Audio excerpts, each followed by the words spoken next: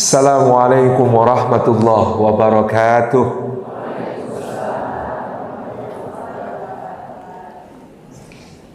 Alhamdulillahi haqqa hamdi. Alhamdulillahi hamdan katsiran tayyiban mubarakan fih.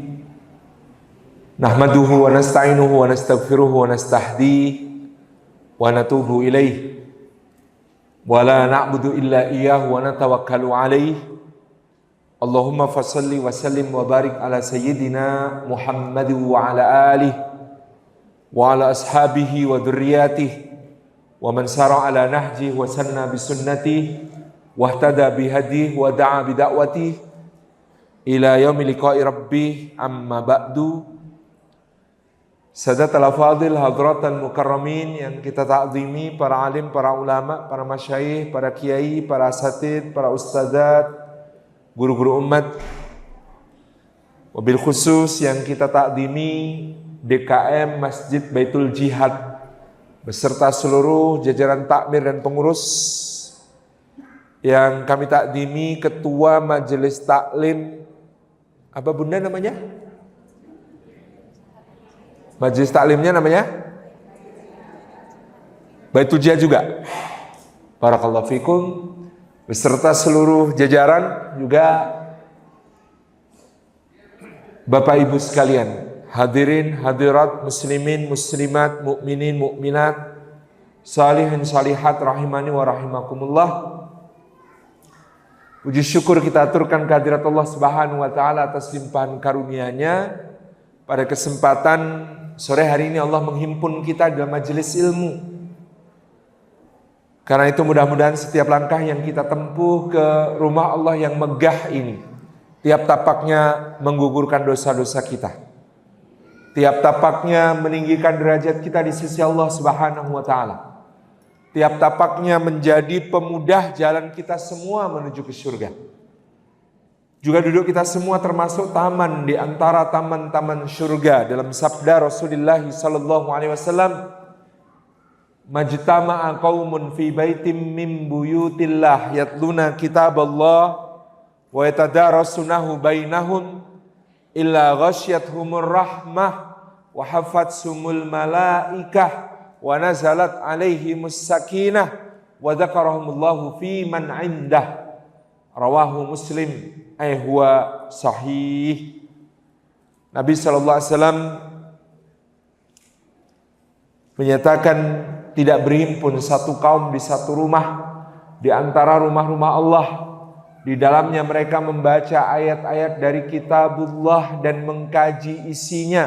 Di antara mereka, melainkan keadaan mereka itu ghasyyathumur rahmah.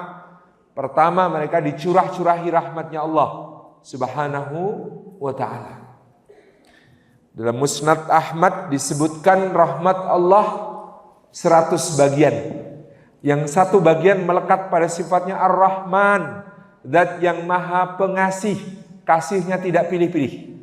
Maka dia berupa kasih yang diturunkan ke dunia sejak awal zaman sampai akhirnya, mencukupi untuk semua makhluk, jin, hewan, tumbuhan, manusia, kesemuanya, tanpa pandang bulu mendapatkan bagian dari rahmat Allah yang satu bagian. 99 bagian melekat pada sifatnya Ar-Rahim, Zat yang maha penyayang, dan sayangnya tidak berbatas, tidak berbilang. Maka sayang itu diberikan kepada orang-orang yang beriman dan bertakwa, sempurna dianugerahkan kelak di akhirat, di dunia dicicip-cicipkan. Maka dulu ada ungkapan, jangan senang dulu kalau dikasih, karena dikasih belum tentu disayang. Tapi kalau disayang biasanya dikasih. Kalaupun tidak dikasih, pasti karena sayang. Ini saya dikasih atau disayang, Pak? Disayang, kasih sayang. Masya Allah. Jangan senang dulu kalau dikasih, karena dikasih belum tentu disayang. Ada Fir'aun dikasih kekuasaan, tapi tidak disayang. Ada Qarun dikasih kekayaan, tapi tidak disayang. Ada Abu Lahab dikasih nasab mulia, tapi tidak disayang. Tapi kalau disayang, biasanya dikasih. Adam, Idris, Nuh, Hud, Salih, Ibrahim, Lut, Ismail, Ishak, Yakub, Yusuf, Ayub, Syuaib, Musa, Harun, Dzulkifli, Daud, Sulaiman, Ilyas, Ilyasa, Yunus, Zakaria, Yahya, Isa sampai Muhammad alaihi wassalatu wassalam itu disayang. Biasanya dikasih. Kalaupun tidak dikasih, pasti karena sayang. Kayak putra ibu, cucu ibu umur 3 tahun, 4 tahun minta korek api, minyak solar, petasan, pisau cutter, pisau silet. Dikasih nggak, Bu? Enggak. Kenapa nggak dikasih? Karena sayang. Kadang-kadang kita juga begitu. Ada seorang ibu menghadap seorang kiai, Gus, mbok tolong didoakan suami saya biar kaya, Gus. Dari dulu kok miskin terus. Tolong ya, Gus. Kiainya menjawab, sebentar Bu, sebelum saya doakan lalu suami ibu jadi kaya, saya tanya dulu. Kira-kira kalau suami ibu sudah kaya, seleranya masih tetap ibu apa ganti yang lain?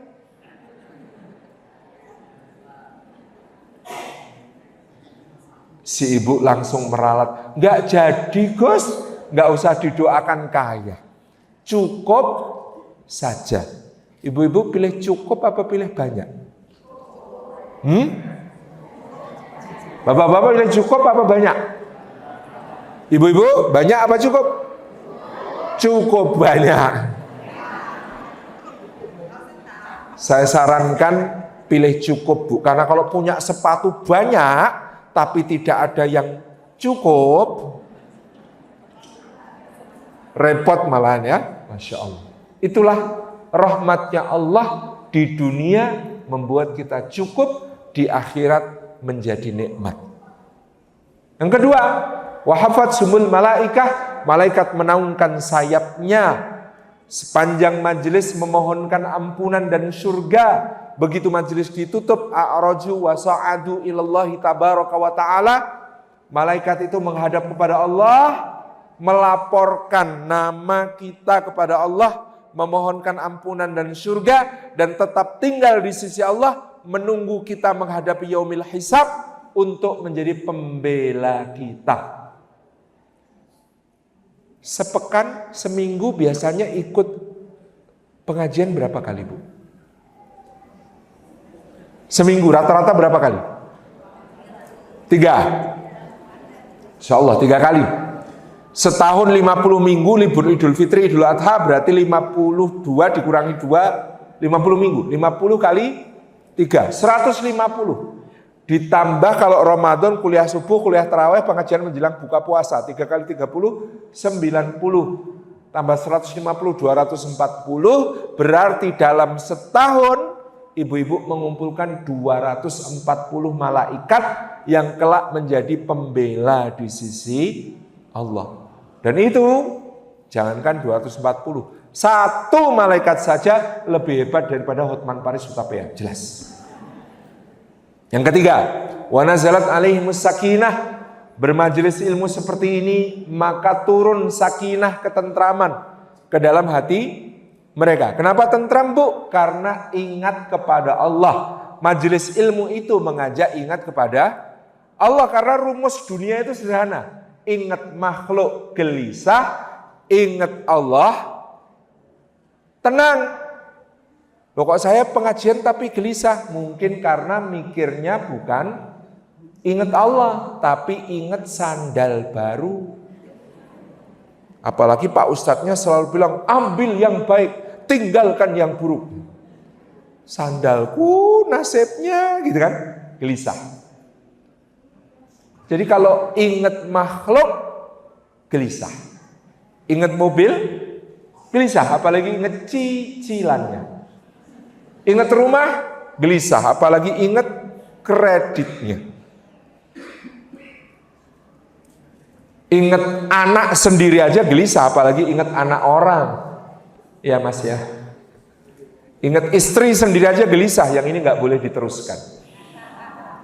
Diingat makhluk gelisah, ingat Allah tentram. Kenapa? Karena Allah lebih besar dari semua masalah kita. Allah lebih maha kuasa dari semua kesulitan kita. Allah lebih maha kaya dari semua hajat kita. Allah lebih maha dermawan dari semua permintaan kita. Maka ingat Allah itu tenang. Yang keempat, wa dzakarahumullahu fi man indah. Dan Allah menyebut-nyebut nama mereka dengan bangga pada makhluk-makhluk mulia yang ada di sisinya. Mudah-mudahan dengan demikian kita semua lebih terkenal di langit daripada di bumi. Mudah-mudahan kita lebih terkenal di surga daripada di dunia. Karena terkenal di dunia itu satu repot, dua sebentar. Repot gimana Pak Ustadz? Kan seneng terkenal di dunia. Seneng gimana? Habis ngisi pengajian, sudah nahan pengen ke toilet. Pas mau ke toilet dihadang ibu-ibu. Ustadz foto dulu. Bu, saya mau ke toilet. Bentar Ustadz. Yang bilang bentar 27 rombongan. Kan berat. Sudahlah sebentar, repot naik pesawat Bu. Dayang. Pak Ustadz, ingat saya enggak? Mau dijawab enggak, nanti tersinggung. Dijawab ingat, enggak ingat. Susah Bu. Tapi lebih keki jadi Ustadz Umar Mita, nanti tanya sama beliau. Pernah pas boarding pesawat ada yang ngajak foto. Ustadz izin foto dulu, selfie Ustadz. Habis selesai foto, jazakallah Ustadz Salim Afila. Gimana nggak jengkel kata beliau gitu.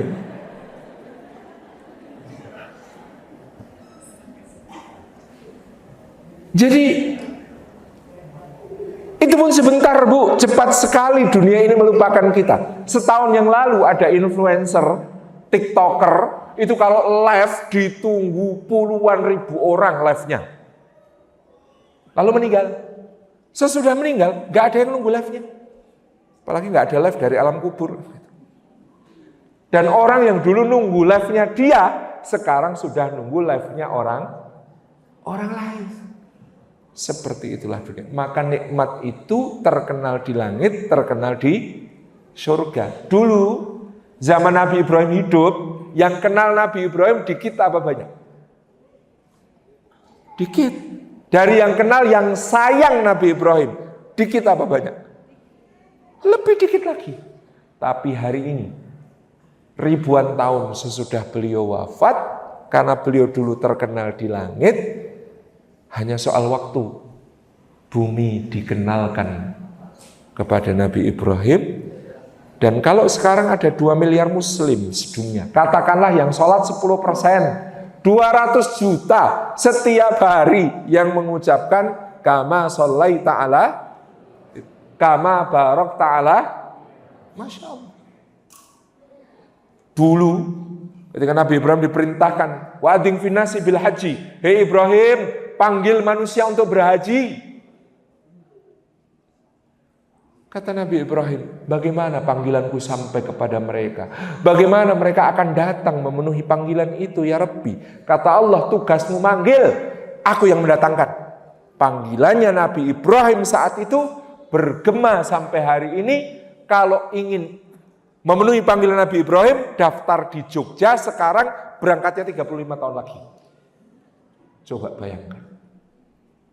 Ibu-ibu, semua bapak-bapak mudah-mudahan diberi kesempatan menjadi tamu-tamu Allah. Kemudian kita semuanya bisa berhaji ataupun berumrah, bisa ziarah kepada Rasulullah SAW di Madinatul Munawwarah. Amin, dimudahkan.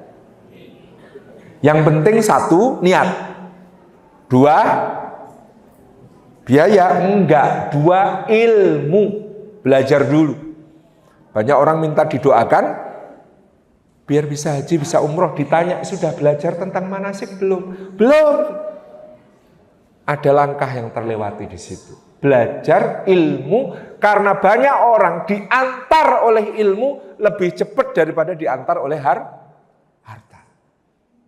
Baru yang ketiga, bolehlah menyiapkan bekalnya berupa harta. Tapi kalau mau cepat, kata Habib Umar Al-Mutahhar, amalannya 3 surat.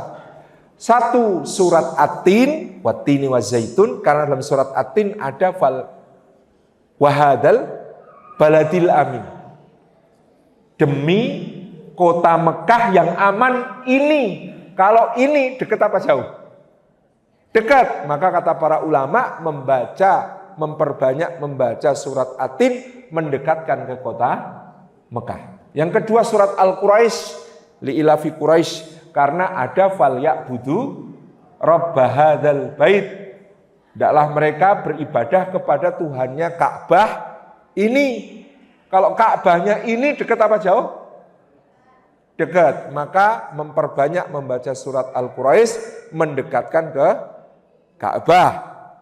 1 surat Atin, 2 surat Al-Quraisy, 3 surat Tanah. Siapa tahu punya lebih dari 1 gitu ya, bisa haji plus. Itu surat Tanah. Insya Allah itu mempercepat. Baik Bapak Ibu yang dirahmati Allah, alhamdulillah saya bisa sowan lagi, berkunjung kembali ke Masjid Baitul Jihad yang tadi mendengar ceritanya dan sudah ditulis menjadi sebuah buku sejarah Masjid Baitul Jihad dari tenda biru ke Masjid Putih. Insya Allah betul-betul masjid perjuangan. Ibu-ibu malah mengingatkan, saya lupa terakhir ke sini tahun 2017, 8 tahun yang lalu. Insya Allah waktu itu saya jauh lebih muda dari sekarang. Waktu itu. Dan hari ini Allah Subhanahu wa taala menganugerahkan kepada kita pembahasan tentang dalam dekapan ukhuwah bermesra di jalannya. Bapak yang dirahmati Allah, dalam suratul Hujurat ada 1 ayat yang oleh para ulama disebut jawami'ul kalim. Ayatnya pendek, kata-katanya ringkas tetapi mengandung makna yang sangat luas dan dalam. Ayat yang hampir semua kita hafal, a'udzubillahi minasyaitonirrajim. Bismillahirrahmanirrahim. Innamal mu'minuna ikhwatun fa aslihu baina akhawaykum wattaqullaha la'allakum turhamun. Ayatnya pendek, kalimatnya ringkas, tapi kata para ulama mengandung makna yang luas dan dalam. Saking luas dan dalamnya saya tulis dalam 1 buku, tebalnya lebih dari 400 halaman, hanya membahas 1 ayat. Maka kalau sore ini kayaknya nggak cukup waktunya. Tapi kita upayakan. Bismillahirrahmanirrahim. Firman Allah, innama, hanya saja al-mu'minuna atau orang-orang yang beriman itu ikhwatun, bersaudara.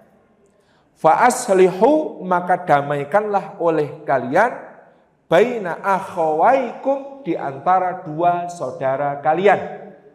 Wattaqullaha, dan bertakwalah kalian kepada Allah, la'allakum, supaya kalian semua turhamuna, mendapatkan rahmatnya Allah. Ada 3 makpok, ada 3 poin penting di dalam ayat ini. Yang pertama, innamal mu'minuna ikhwatun, hanya saja orang beriman itu bersaudara. Pada kalimat ini, kalimat pertama ini dibagi dalam 2 pemahaman penting. Hanya saja orang mukmin itu bersaudara, maka pertama pemahamannya adalah iman itu terjemah paling terlihatnya dalam hubungan antar sesama. Iman itu bukti-buktinya tampak dalam hubungan antar sesama. Itu pokok pikiran pertama dari penggalan pertama ayat ini. Pokok pikiran kedua, semua hubungan yang tidak didasarkan atas iman akan menjadi permusuhan. Yang pertama, innamal mu'minuna ikhwatun, hanya saja orang mukmin itu bersaudara. Kata bersaudara bisa menggunakan kata ikhwanun, fa ikhwanukum fiddin misalnya. Tapi ayat ini menggunakan ikhwatun, taknya tak marbutoh, yang biasanya digunakan untuk menyebut saudara sekandung. Karena itu diikat oleh huruf tak. Taknya marbutoh biasanya taknis menunjukkan perempuan, ikatannya biasanya disatukan oleh rahim seorang ibu. Persaudaraan karena rahim seorang ibu biasanya disebut sebagai ikhwatun, saudara. Tapi ayat ini menggunakan tak marbutoh untuk menyebut persaudaraan bukan hanya karena rahim ibu, tetapi karena Allah. Dan ini menuntun kita pada ta'rif tentang iman. Al-imanu, kata ahlu sunnah wal jamaah, al-imanu tasdikun bil qalbi wal iqraru bil lisani wal amalu bil arkan. Definisi iman menurut ahlu sunnah wal jamaah adalah tasdikun bil qalbi, membenarkan dengan hati, wal iqraru bil lisani, mengikrarkan dengan pernyataan lisan, wal amalu, dan membuktikan dengan amal perbuatan seluruh anggota badan. Jadi iman itu membenarkan dengan hati, menyatakan dengan lisan, mengamalkan dengan perbuatan seluruh anggota badan. Itu definisi iman. Tetapi lalu para ulama memberi catatan. Namun yang di hati tersembunyi, yang di lisan ada yang tega berdusta, dalam amal perbuatan ada yang kuat berpura-pura.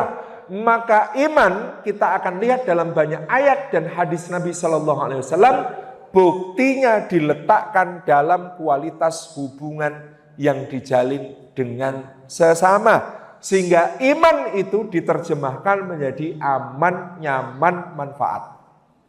Aman, nyaman, manfaat. Maka salah satu sabda Rasulullah yang terkenal, al-mu'minu, yang pertama adalah man amina ghairuhu min lisanihi wa yadaihi. Seorang mukmin itu adalah yang sesamanya merasa aman dari gangguan lisan maupun tangannya. Mukmin itu yang sesama merasa aman dari gangguan lisan dan tangannya. Jadi ukuran pertama, kita mukmin atau bukan, apakah ketika kita hadir sesama merasa aman atau merasa terancam? Awas, minggir, jangan deket-deket. Bahaya. Ini harus jadi muhasabah kita. Ketika kita hadir, apa yang dirasakan orang? Merasa terancam? Awas, jangan deket-deket. Kalau dipinjem duitnya ditagih lebih galak daripada yang nagih. Merugikan, menyakiti. Sampai Rasulullah SAW dalam rangkaian sabda, kita cuplik salah satu dari rangkaian sabda itu, yang oleh Imam Malik, rangkaian sabda ini disebut sebagai nisfuddin, separuh agama. Apa kalimat Nabi SAW? Man kana yu'minu billahi wal yaumil akhir fala yu'dhi jarah. Man kana yu'minu billahi wal yaumil akhir, barang siapa beriman kepada Allah dan hari akhir, fala yu'dhi jarah, jangan dia menyakiti, jangan dia mengganggu tetangganya. Sebuah ungkapan, apa yang dibicarakan? Iman kepada Allah dan hari akhir. Apa buktinya? Tidak menyakiti, tidak mengganggu tetangga. Dan kalau kita membaca kitab-kitab syarah hadis, akan ketemu hadis tambahannya. Ada sahabat bertanya, apa yang dimaksud mengganggu atau menyakiti tetangga ya Rasulullah? Jawab Nabi SAW, engkau memasak makanan, baunya sampai ke hidung mereka, rasanya tidak sampai ke mulut mereka. Ini agak muskil ini.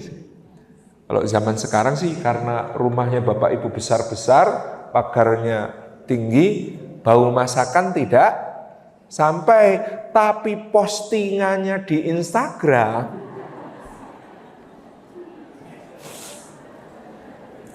itu sampai gitu.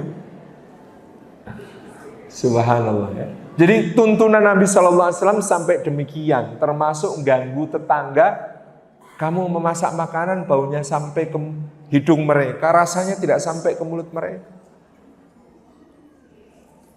Ini menjadi penting untuk kita perhatikan, karena sekali lagi ternyata ukuran keimanan adalah tidak menyakiti, tidak menjadi ancaman, tidak menjadi bahaya, tidak menjadi madarat bagi orang lain. Dulu waktu bandara Muscat di Oman itu belum dipindah, masih bandara lama, orang Oman memasang hadis Nabi itu di Arrival Gate,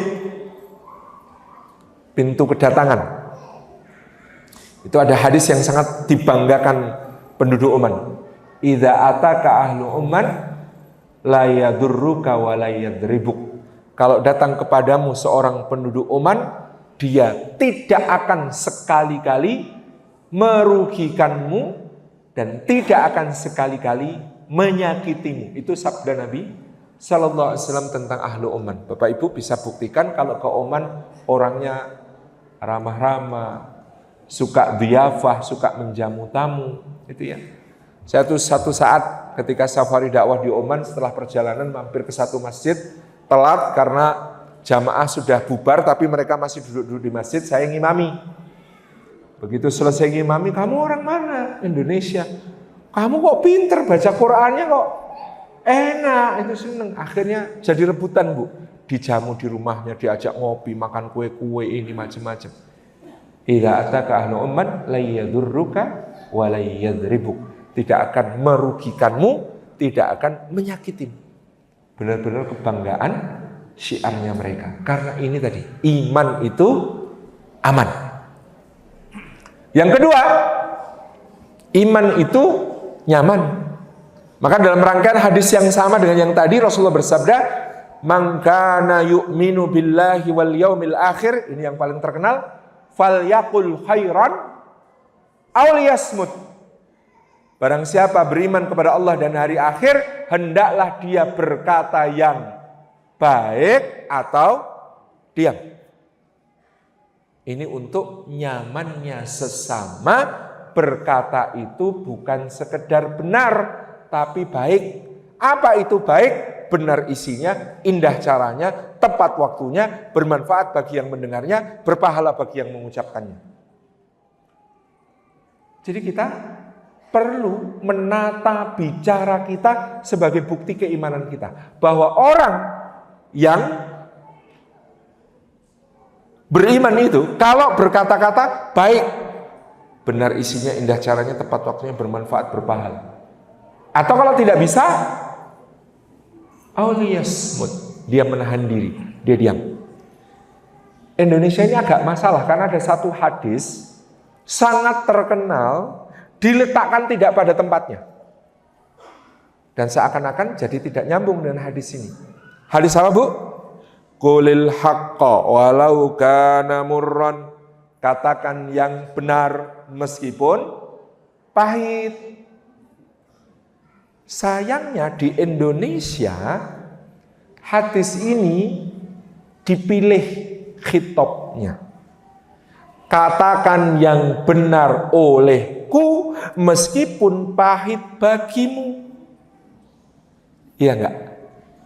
Yang sering terjadi, katakan yang benar olehku meskipun pahit bagimu.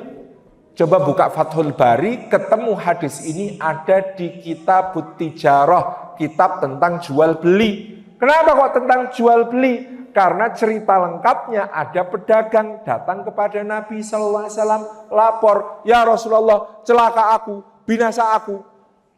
Kata Nabi SAW, "Kenapa kamu?" "Saya itu lihat ada orang bawa sampel barang. Saya tertarik, saya beli banyak, pesen banyak, saya bayar cash tunai di muka, nunggu barangnya datang. Begitu barangnya datang sesuai pesanan banyak banget, saya cek, nggak seperti sampelnya, barangnya cacat, barangnya jelek. Kalau saya ini juga pedagang, mau saya jual ulang. Bagaimana saya sekarang ya Rasulullah? Apakah saya boleh nutupin aib barang ini? Saya jual kembali supaya udahlah saya balik modal saja. Atau kalau saya harus ngomong apa adanya tentang semua barang ini, saya pasti rugi besar ya Rasulullah. Mungkin bangkrut ya Rasulullah. Faqala Nabi sallallahu alaihi wasallam, maka Rasulullah bersabda kepadanya, qulil haqqa walau kana murran, katakan yang benar meskipun pahit. Konteks hadisnya coba sekarang. Rasulullah memerintahkan kepada pedagang ini untuk mengatakan yang benar, yaitu transparan tentang dagangannya. Pertanyaannya, pertama-tama, pahitnya untuk dia apa untuk orang lain? Untuk dia sendiri. Jadi hadis ini, katakan yang benar olehku meskipun pahit bagiku. Tapi kalau di Indonesia, biasanya katakan yang benar olehku meskipun pahit bagi, nggak sesuai konteks. Sehingga ada orang-orang yang tidak peduli nyakitin orang, tidak peduli bikin hati terluka, bikin kuping panas, bikin wajah merah, dengan alasan katakan yang benar meskipun pahit. Padahal apakah Rasulullah mencontohkan itu? Tidak, kembali ke konteks hadis, ini untuk pedagang itu mengatakan yang benar meskipun pahit, bikin dia rugi bahkan nyaris bangkrut. Kenapa? Karena kalau pedagang jujur, itu nanti kahataini fil jannah, denganku kata Nabi seperti ini di surga. Saya baru tahu, dulu saya iri sama pedagang, kok enak pedagang jujur bersama Nabi. Saya baru ngeh betapa tidak mudahnya menjadi pedagang yang jujur. Dulu waktu punya mobil pertama lalu saya jual lagi karena pernah kecelakaan. Ditanya orang, Pak mobilnya pernah kecelakaan apa belum? Mau jawab pernah, harganya turun. Mau jawab belum, bohong. Pernah sih tapi nggak parah kok. Ternyata kenapa pedagang itu nggak mudah untuk jujur? Berat memang. Itulah kenapa kualifikasi pedagang jujur di sisi Allah dekat dengan Nabi Sallallahu Alaihi Wasallam. Jadi hadisnya konteksnya begitu. Yang kedua, Nabi ingin menyatakan kepada pedagang itu kalau kamu jujur, ruginya sekarang. Ke depan orang akan percaya terus. Wah, dia jujur, dia bilang barangnya jelek, berarti ya jelek, dia berani ngomong. Kalau dia bilang bagus, berarti bagus.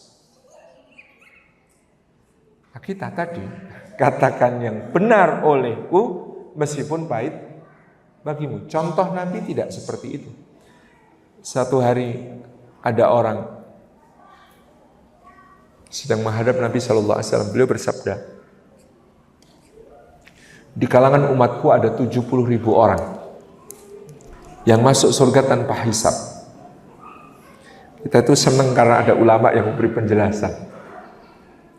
Dalam Al-Minhaj Sarah li Sahih li Al-Imam Muslim Ibn Hajjaj karya Imam An-Nawawi, di situ Imam Nawawi menjelaskan orang zaman Nabi Sallallahu Alaihi Wasallam kalau bilang 70.000 itu artinya bukan exactly 70.000. 70.000 itu artinya banyak banget. Jadi orang zaman itu kalau bilang 70.000 itu artinya banyak banget.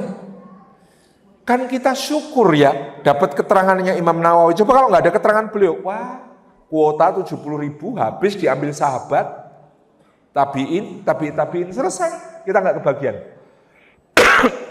Tapi karena Imam Nawawi menjelaskan 70.000 itu artinya banyak banget, kita masih bisa berharap mudah-mudahan kita semua termasuk yang demikian.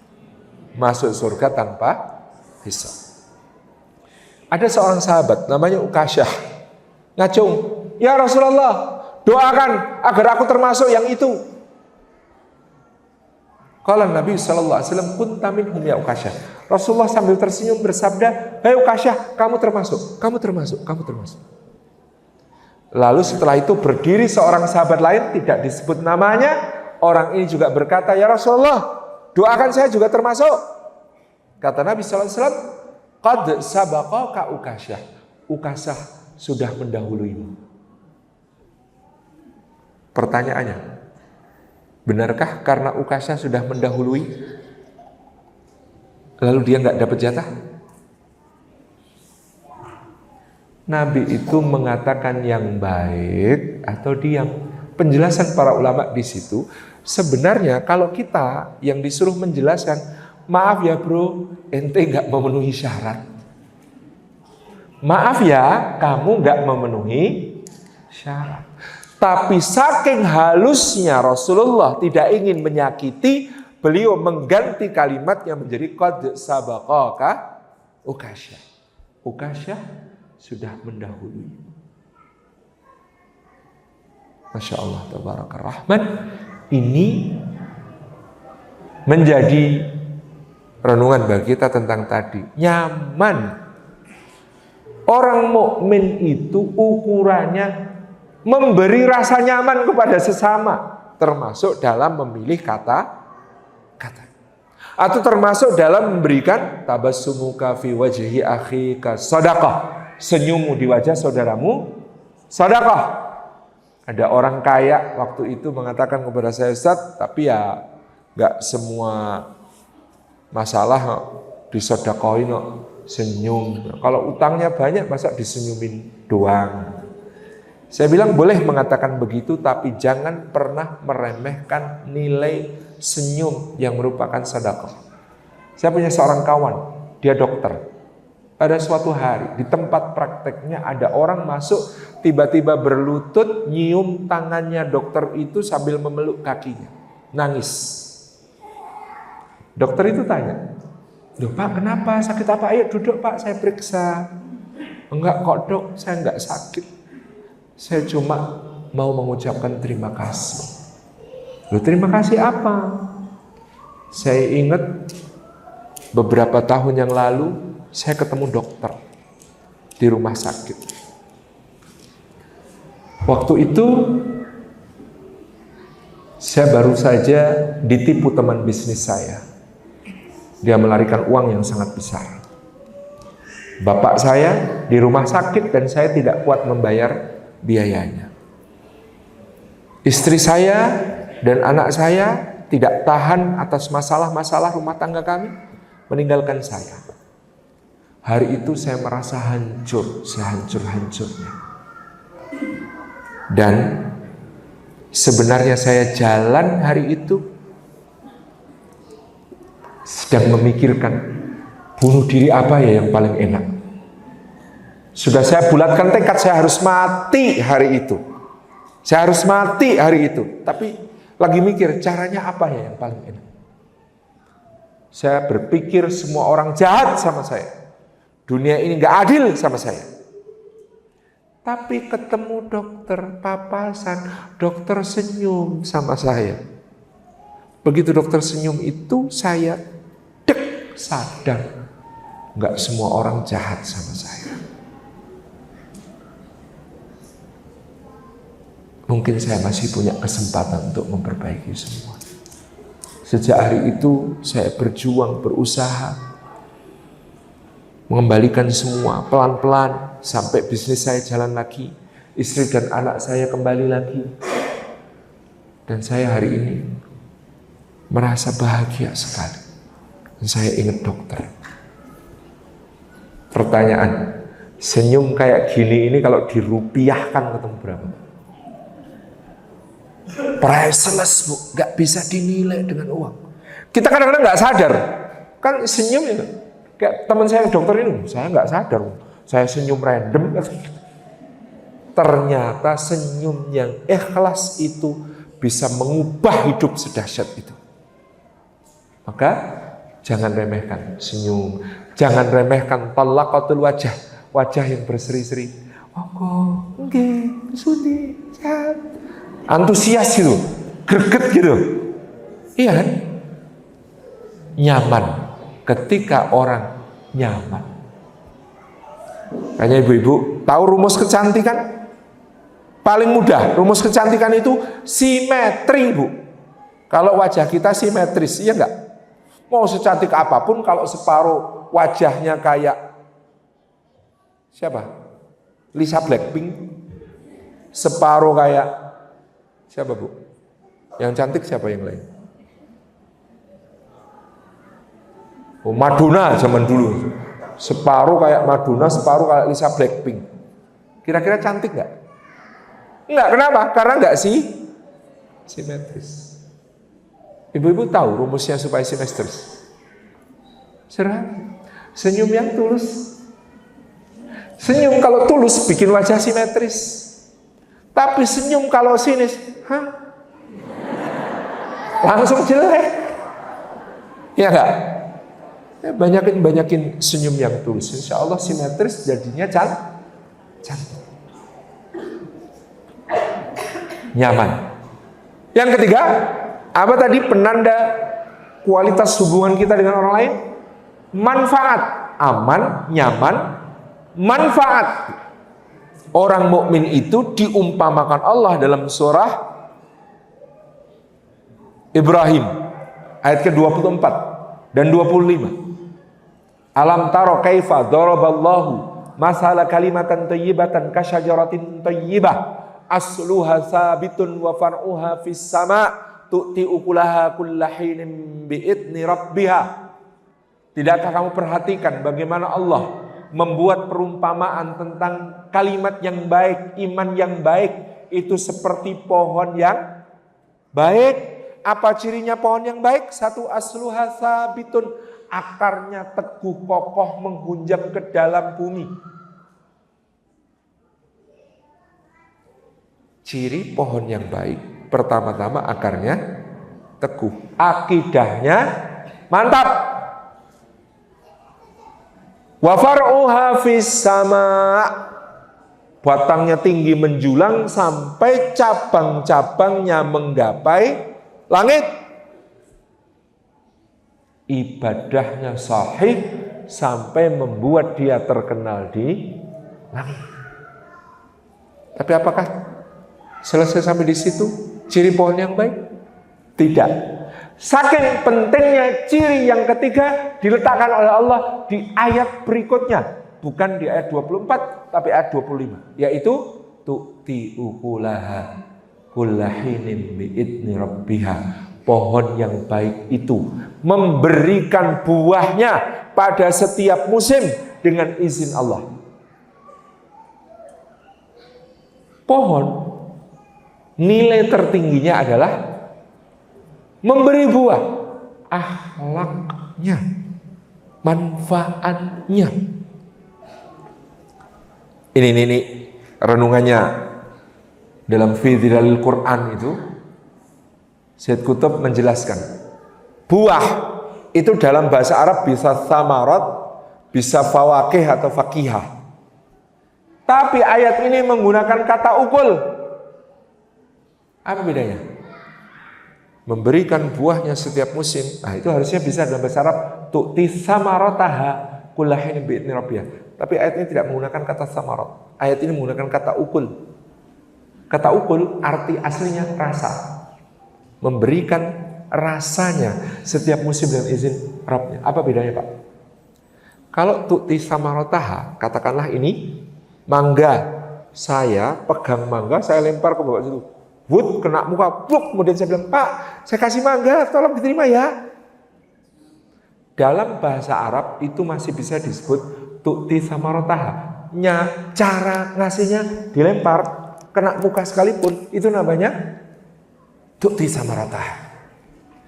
Tapi kalau tu'ti ukulaha, kata beliau, tu'ti ukulaha itu artinya pilihkan mangga yang paling harum aromanya, paling manis rasanya, paling lembut teksturnya, kupas sampai bersih, potong kecil-kecil, masukkan ke wadah berhias, bawa pakai nampan, sendok pakai garpu, sajikan ke mulutnya, suapkan sambil tersenyum.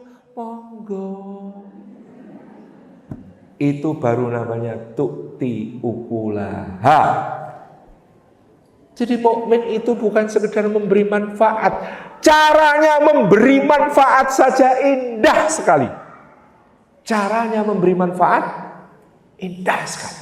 Digambarkan dengan kata tu'ti ukulaha kullahinin bi'idni rabbiha. Kebayang ya Bu ya. Indah sekali bahasa Quran. Indah sekali bahasa Quran. Tu'ti ukulaha kullahinin bi'idni rabbiha.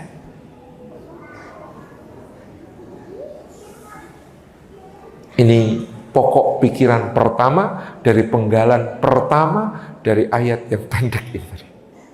Bahwa semua hal tentang iman ukurannya kualitas hubungan dengan sesama. Bukti iman kalau orang itu aman, nyaman, bermanfaat. Bukti iman kalau orang itu aman, nyaman, bermanfaat. Pokok pikiran kedua dari penggalan pertama adalah semua hubungan kalau tidak berdasar iman jadinya permusuhan. Allah berfirman dalam surah Az-Zukhruf ayat ke-67, Al-akhillau yauma idin ba'duhum li ba'din aduwwun illal muttaqin. Al-akhilla, semua yang hubungannya akrab, mesra, dekat, intim, para kekasih yang sayang menyayangi di kehidupan dunia, yauma idin, pada hari itu, hari akhirat, ba'duhum li ba'din aduwwun, sebagian akan menjadi musuh bagi sebagian yang lain, illal muttaqin, kecuali orang bertakwa. Semakin akrab, semakin mesra di dunia. Kalau landasannya bukan iman, semakin keras permusuhannya di akhirat. Semakin dahsyat bantah-bantahannya, pertengkarannya di akhirat. Kalau bukan karena iman. Ada satu cerita, ada orang namanya Uqbah bin Abi Mu'aid. Uqbah bin Abi Mu'aid ini sejak kecil berkawan akrab dengan orang bernama Ubay bin Khalaf. Uqbah dan Ubay, dua teman yang sangat akrab. Waktu kecil teman sepermainan yang kompak, ketika remaja satu geng, ketika menikah ipar-iparan. Saking kompaknya. Saking kompaknya. Apa kata Uqbah? Itu kata Ubay. Apa yang dibilang Ubay, Uqbah pasti setuju. Dekat sekali mereka. Sampai suatu hari, Uqbah bin Abi Mu'aid dari rumahnya berjalan menuju Darun Nadwah, menuju tempat perkumpulan orang-orang Quraisy, melewati Ka'bah Baitullah di arah rukun Yamani. Rasulullah Muhammad SAW sedang salat. Di situ Nabi SAW membaca Al-Quranul Karim. Dalam satu riwayat disebutkan yang dibaca Nabi surah Taha. Taha, ma anzalna 'alaikal Qur'ana litashqa illa tadhkiratan liman yakhsha tanzilan mimman khalaqal arda was samawati al-'ula ar-rahmanu 'alal 'arsy istawa lahu ma fis samawati wa ma fil ardi wa ma bainahuma wa ma tahtas tsara, dan seterusnya. Nabi membaca surah Taha. Taha, tidaklah kami turunkan Al-Quran ini kepadamu supaya kamu menjadi susah, tetapi untuk menjadi peringatan bagi orang yang takut kepada Allah. Diturunkan dari zat yang telah menciptakan bumi dan langit yang tinggi, zat yang maha pengasih, yang beristiwa di atas arsy, dan seterusnya. Uqbah bilang kepada dirinya, ya bukan kata-kata manusia ini. Gak mungkin Muhammad bisa ngarang yang kayak begini, gak bisa ini. Gak mungkin. Ini bukan kata-kata manusia. Ini bukan ucapan sembarangan. Ini akarnya kokoh, buahnya manis. Tidak ada yang bisa menolak kata-kata sekuat ini. Lalu dia kepikiran, secercah cahaya hidayah terbit di hatinya. Apa aku benarkan Muhammad ya? Apa aku masuk Islam ya? Ketika secercah cahaya hidayah itu muncul, tiba-tiba dia ingat, wah tapi kalau masuk Islam nggak bareng Ubay, nggak kompak ini. Ajak Ubay dulu ah. Dia tinggalkan Rasulullah, dia ke Darun Nadwah. Begitu masuk ke Darun Nadwah, Ubay bin Khalaf membalik badannya ke arah lain dan berkacak pinggang. Uqbah tanya, hai saudaraku, kenapa kau menghadap ke arah sana? Karena kau baru saja mendengarkan Muhammad tersihir oleh kata-katanya, hendak mengikuti agamanya, mengkhianati nenek moyang dan sesembahan-sesembahan kita. Maka mulai hari ini wajahku haram bagi wajahmu. Oh, kalimat putusnya keren ya Bu ya. Mulai hari ini wajahku haram bagi wajahmu. Kalau bahasa Indonesianya lo gue n.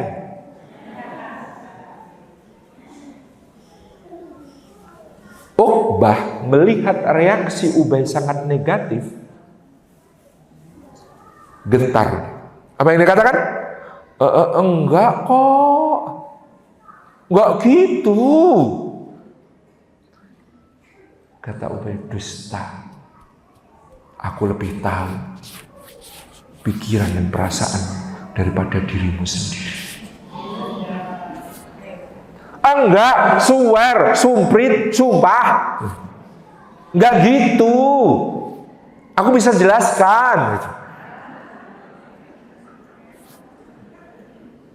Buktikan kalau buktikan. Apa yang harus kubuktikan?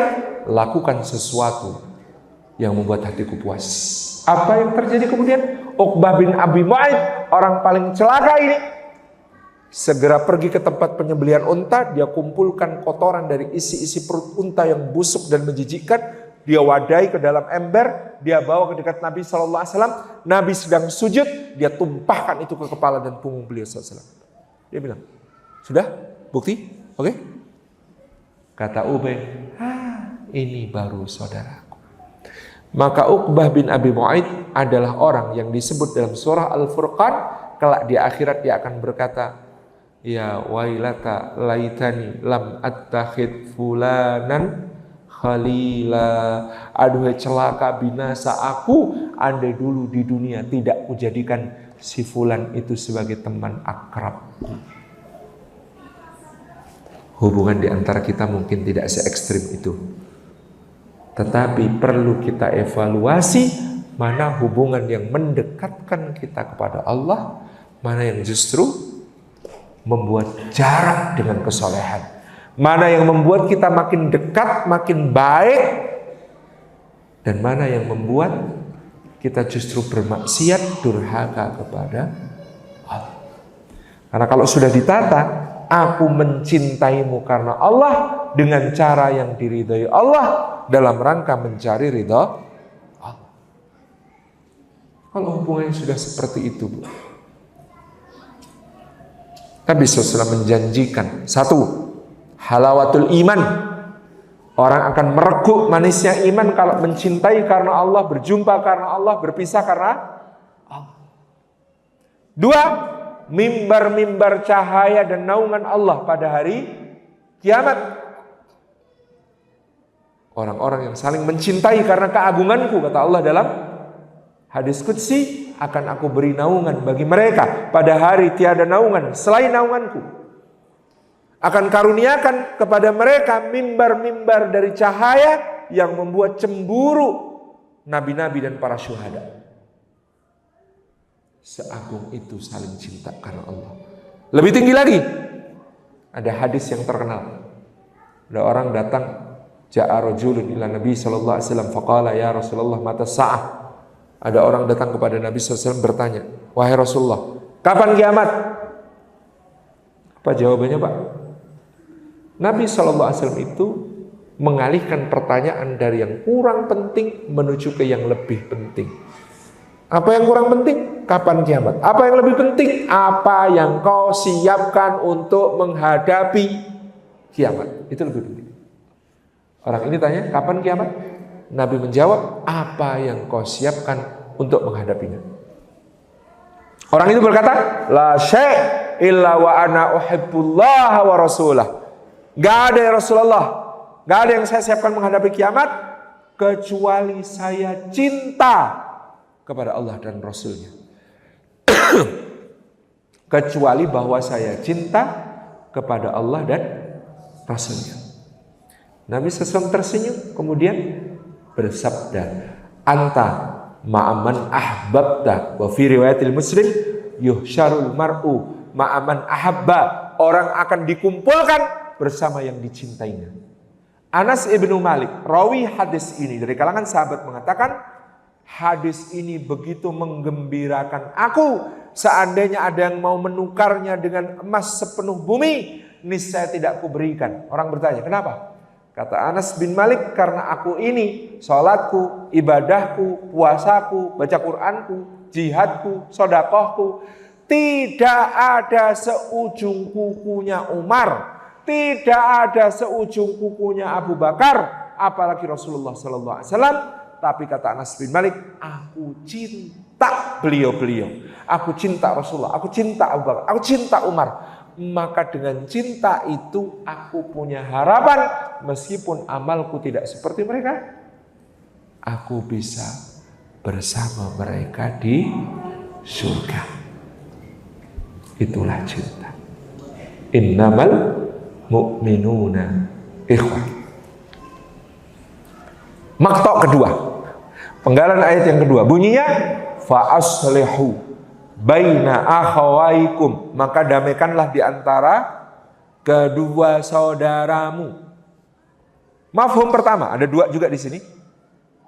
Setinggi apapun iman, sebersaudara apapun mukmin, namanya manusia pasti ada masalah.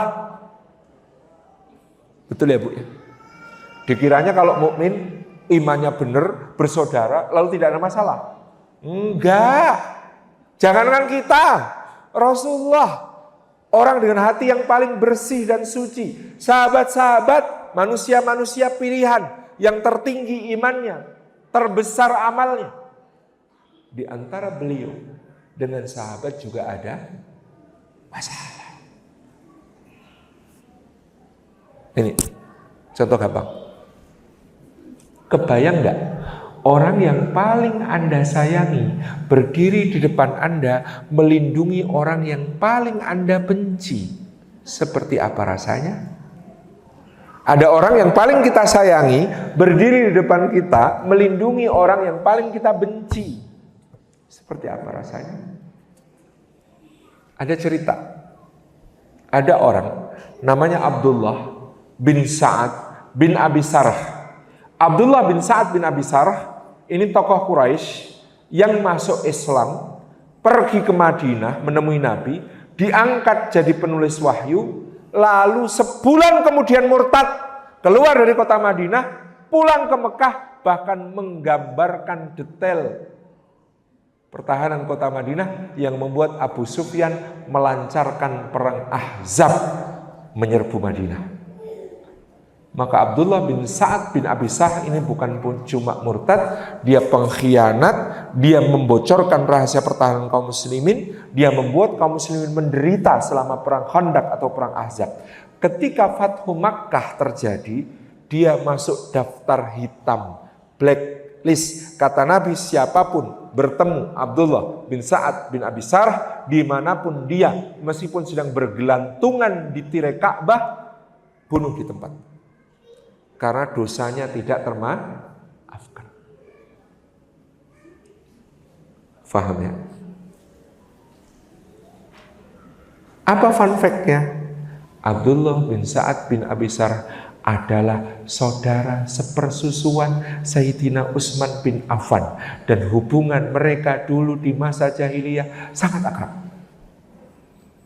Maka apa yang terjadi Bapak Ibu? Ketika rombongan Rasulullah memasuki kota Makkah, Abdullah bin Sa'ad bin Abi Sarhah bersembunyi di satu sudut.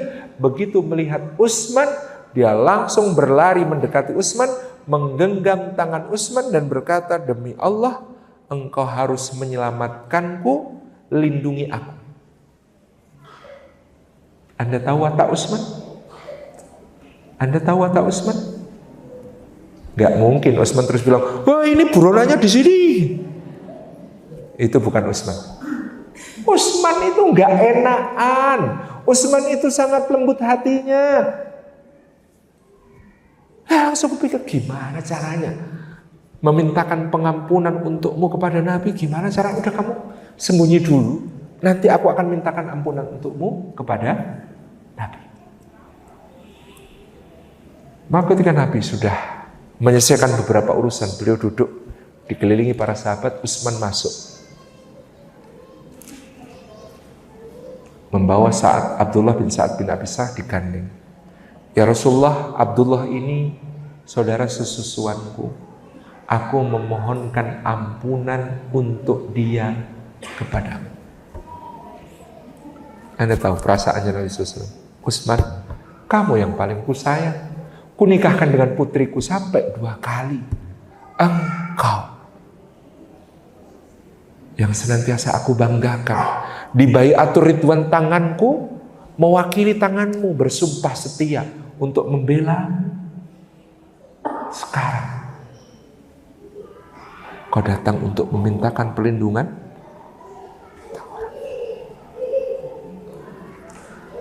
Sayyidina Umar cerita, saat itu Rasulullah terdiam lama sekali, hening, tidak ada yang berani bersuara. Sampai seandainya ada sehelai rambut jatuh, kami pasti mendengar suara rambut jatuh itu.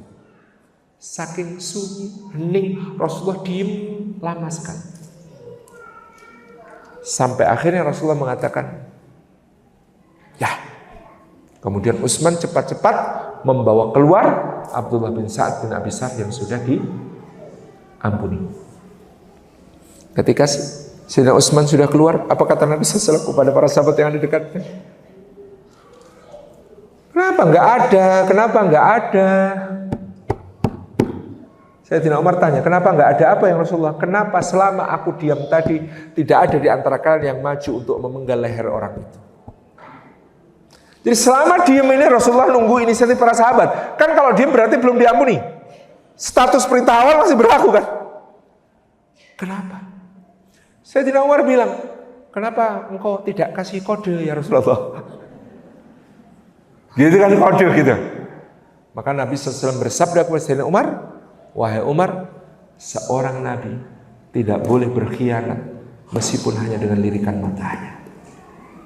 Nabi itu siddiq, amanah, tidak boleh khianah, nggak boleh kasih kode.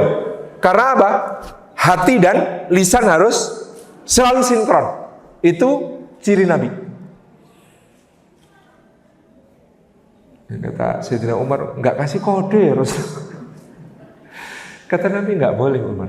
Seorang Nabi tidak boleh berkhianat meskipun hanya dengan lirikan mata. Qaddar Allah. Artinya Bapak Ibu dirahmati Allah, antara manusia paling mulia saja itu masalah bisa terjadi. Apalagi kita-kita biasa itu. Apakah kalau kemudian ada masalah berarti wah dia mungkin sudah nggak beriman, buktinya ada masalah sama saya? Nggak gitu, nggak gitu konsepnya. Justru karena kita sama-sama beriman dan bersaudara, sangat mungkin terjadi masalah di antara kita. Karena adanya masalah itu, maka pemahaman kedua, fa aslihu baina akhwaikum, mendamaikan dua mukmin yang berselisih adalah amalun azim, amal yang besar pahalanya di sisi Allah. Apa buktinya? Salah satunya, diskresi yang diberikan Rasulullah pada satu hal yang sebenarnya dosa, tapi kalau dalam mendamaikan dua mukmin yang berselisih tidak berdosa. Apa itu? Berbohong. Ada 3 bohong yang tidak dihukumi dosa. Satu, bohongnya suami dalam rangka menyenangkan hati dan menjaga perasaan istri. Bu, kamu wanita tercantik di seluruh Kemang. Bohong apa jujur, Pak? Gak masalah, bohong maupun jujur sama-sama berpahala. Bu, aku belum pernah makan sayur asam selezat ini. Kamu memang chef sayur asam terbaik di dunia. Bohong apa jujur, Pak? Enggak masalah, bohong maupun jujur sama-sama berpahala. Itu contoh bohong yang tidak dosa. Dua, bohong dalam peperangan. Karena kalau dalam peperangan kok jujur terus, cepat mati biasanya. Yang ketiga, bohong yang diizinkan dalam rangka mendamaikan dua mukmin yang berselisih. Boleh, Pak. Assalamualaikum, Ustadz. Waalaikumsalam. Dapat salam, Ustadz. Dari siapa? Pak Kiai. Pak Kiai yang mana? Yang itu. Mosok beliau yang bilang saya Wahabi kurang ajar itu. Enggak, Ustadz, Pak Kiai itu seneng antum alumni Timur Tengah di sini ngajar ngaji. Progresif jadinya ngajinya bapak-bapak ibu di sini. Beliau bangga ada tokoh muda. Salam dari beliau, Ustadz. Waalaikumsalam. Kesini juga begitu.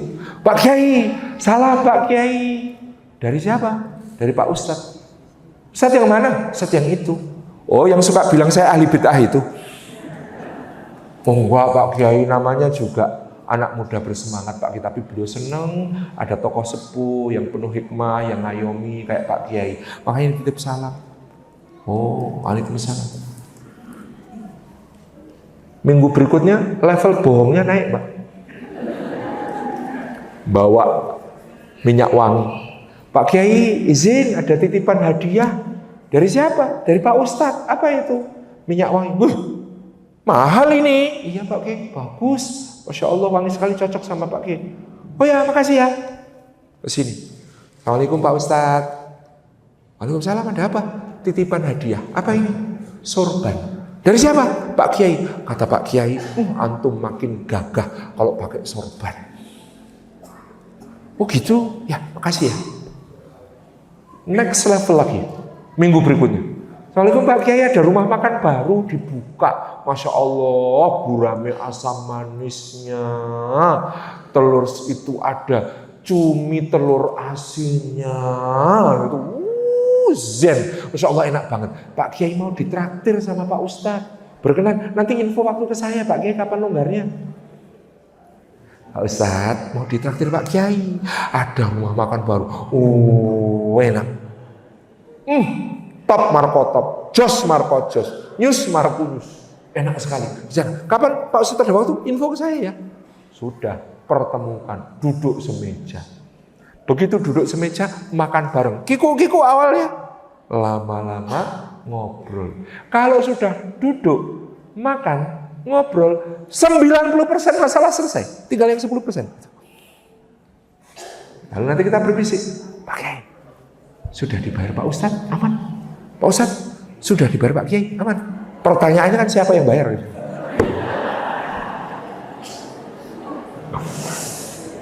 Insya Allah ya, namanya mendamaikan itu. Fa aslihu baina akhawaikum. Jadilah yang merekatkan, jadilah yang menyambungkan, jadilah yang menghubungkan. Jangan jadi yang meruncingkan. Mengadu domba dua muslim, dosa besar. Apalagi mengadu domba dua ustadz, besar banget dosanya.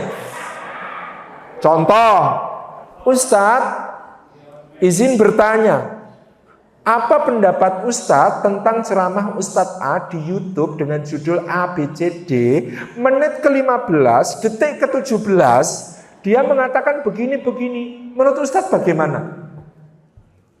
Ini penyakit ini. Pasti bukan nyari kebenaran, tapi memang tahu ini beda pendapat, benturkan. Dosa besar, Pak, Bu. Dulu ada Imam Abdullah Ibnul Mubarak namanya. Beliau mendengar di negeri Syam ada seorang ulama besar namanya Imam Sufyan Ats-Tsauri.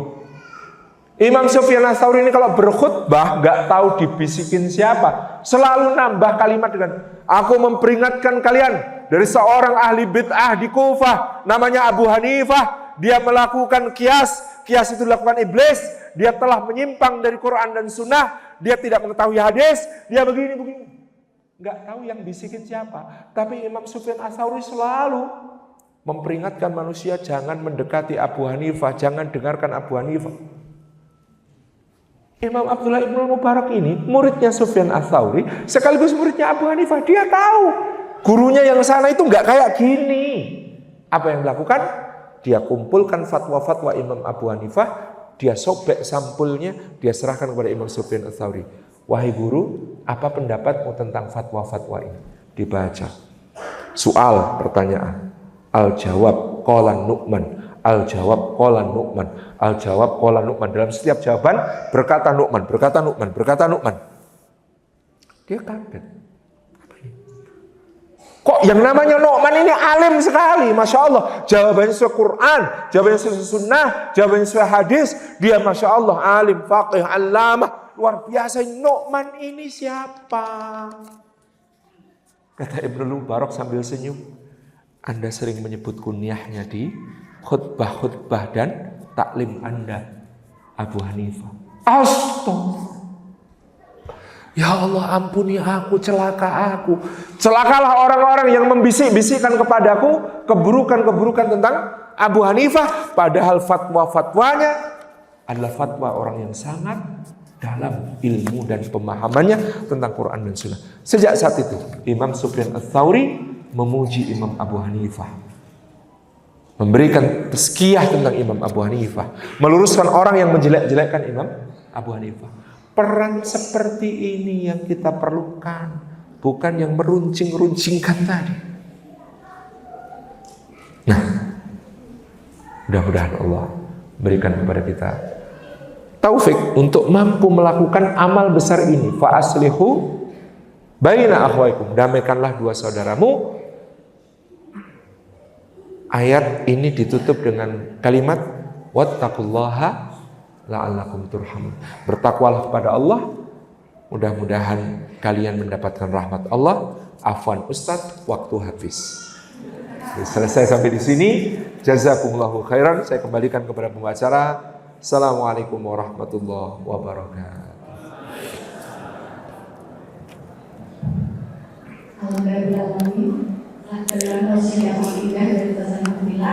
Semoga kita bisa mendapatkan doa dari apa yang disampaikan. Ustaz, mungkin sebagai dari pertanyaan yang maaf Bapak dan Ibu karena waktu mepet ini mau berjalan lagi. Jadi mungkin untuk doa dari Ustaz untuk kita semua. Silakan. Baru mau minum sudah disuruh mimpin doa, baik. Alhamdulillah. Kita berdoa kepada Allah Subhanahu wa taala, mudah-mudahan Allah Subhanahu wa taala hilangkan dari hati kita ghil kepada sesama mukmin. Salah satu orang yang paling selamat di sisi Allah, yang oleh Nabi SAW dijamin surganya sejak hidupnya, adalah orang yang hatinya punya salamatus sadar, bersih dari prasangka, bersih dari dendam, bersih dari dengki, bersih dari ganjalan kepada orang-orang yang beriman. Mudah-mudahan kita termasuk yang demikian. A'udzubillahi minasyaitonir rajim. Bismillahirrahmanirrahim.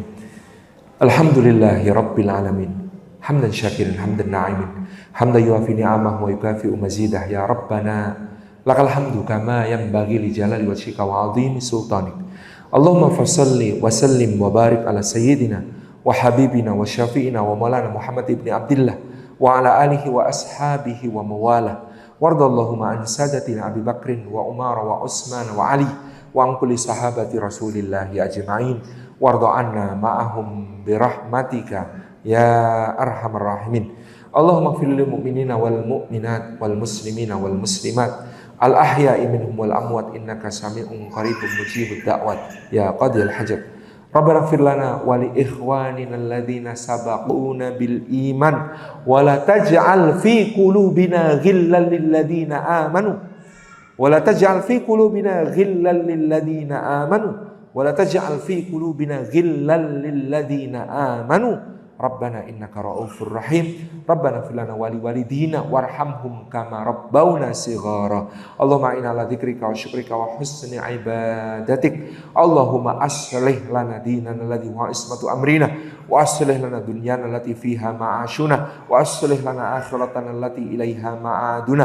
Allahumma inna nas'aluka ridhaka wal jannah wa na'udzubika min sakhatika wan nar. Allahumma inna nas'aluka al-huda wat tuqa wal afafa wal ghina. Allahumma inna nas'aluka salamatan fid din wa afiyatan fil jasad wa ziyadatan fil ilmi wa barakatan fil rizqi wa taubatan qabla al-maut wa rahmatan indal maut wa maghfiratan ba'dal maut. Allahumma hawwin alaina fi sakratil maut wa najata minan nar wal afwa indal hisab. Rabbana hab lana min azwajina wa dhurriyyatina qurrata a'yun waj'alna lil muttaqina imama. Rabbana atina fid dunya hasanah wa fil akhirati hasanah wa qina adzaban nar wa adkhilna jannata ma'al abrar ya aziz ya ghaffar ya rabbal alamin. Subhana rabbina rabbil izzati amma yasifun wa salamun alal mursalin walhamdulillahi rabbil alamin.